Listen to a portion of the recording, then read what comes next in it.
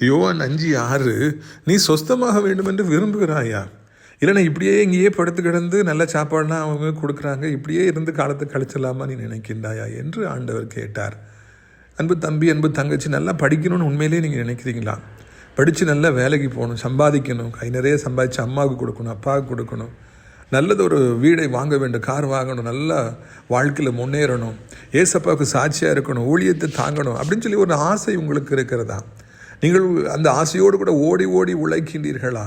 ஒவ்வொரு நாளும் இந்த காரியத்தை நான் செய்யணும், அந்த காரியத்தை செய்யணுங்கிற ஆசை உங்களை புஷ் பண்ணி தள்ளுதா? இல்லைன்னா நடக்கிறது நடக்கட்டும், எதுக்கு இந்த கஷ்டம், எதுக்கு இந்த உழைப்பு, எதுக்கு இந்த வேர்வை, வாழ்க்கையில் உழைச்சி என்ன ஆக போகுது, ஜோப் பண்ணி என்ன ஆக போகுது, இப்படியே நான் இருந்துட்டு போகிறேன் அப்படி என்று இருக்கிறீர்களா? பிரியத்துக்குரியவர்கள், யார் விரும்புகின்றார்களோ, யார் ஆசைப்படுகின்றார்களோ, யார் முன்னேறணும் வெறியாக இருக்காங்களோ அவங்களுக்கு மாத்திரமே பரத்திலிருந்து ஒத்தாசை வரும்.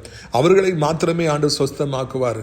அவர்களுக்கு மாத்திரமே கர்த்தர் கிருபையை கொடுப்பார். என்ன வியாதியாக இருந்தாலும் சுகமாக்கணும்னு பக்கப்படணும்னு விரும்புங்க, நிச்சயமாக இயேசு உங்களுக்கு சுகம் தருவார். உங்களை ஆண்டவர் ஆசீர்வதிப்பார்.